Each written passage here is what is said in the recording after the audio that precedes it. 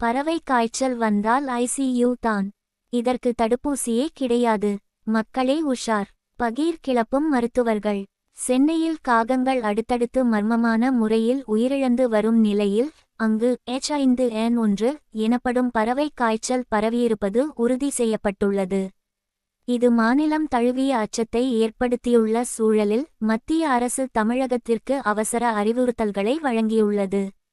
இந்த பாதிப்பின் தீவிரம் குறித்தும் பொதுமக்கள் மேற்கொள்ள வேண்டிய முன்னெச்சரிக்கைகள் குறித்தும் மருத்துவர்கள் முக்கிய தகவல்களை பகிர்ந்துள்ளனர். பறவை காய்ச்சல் எதனால் ஏற்படுகிறது? பறவை காய்ச்சல் என்பது இன்ஃப்ளூயன்சா ஏ வகை வைரஸால் உண்டாகும் ஒரு தீவிர தொற்று ஆகும்.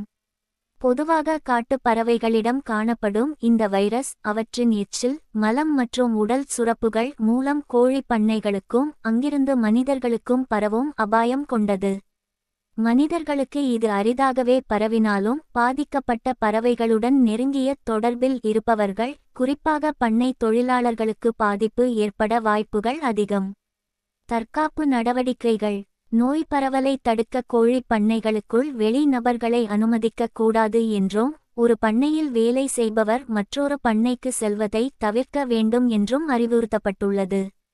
ஏதேனும் பறவைகளோ அல்லது கால்நடைகளோ மர்மமான முறையில் உயிரிழந்தால் அவற்றை திறந்தவெளியில் விடாமல் ஆழமாக புதைக்கவோ அல்லது எரிக்கவோ வேண்டும். மேலும் பொதுமக்கள் இறைச்சியை நன்றாக வேகவைத்து உண்பது மிக அவசியமாகும். அறிகுறிகள் என்ன? ஒருவேளை மனிதர்களுக்கு இந்த பாதிப்பு ஏற்பட்டால் கடும் காய்ச்சல், இருமல், தொண்டை வலி, மூச்சு திணறல் மற்றும் கண் எரிச்சல் போன்ற அறிகுறிகள் தென்படும். பாதிப்பு தீவிரமானால் தீவிர சிகிச்சை பிரிவில் ஐசியூ அனுமதிக்கப்பட வேண்டிய சூழலும் ஏற்படலாம். இந்த நோய்க்கு என தனியாக தடுப்பூசி இன்னும் கண்டறியப்படவில்லை என்றாலும் சாதாரண ஃப்ளூ காய்ச்சலுக்கான தடுப்பூசிகள் ஓரளவிற்கு பாதுகாப்பை வழங்கக்கூடும் என மருத்துவர்கள் தெரிவிக்கின்றனர்.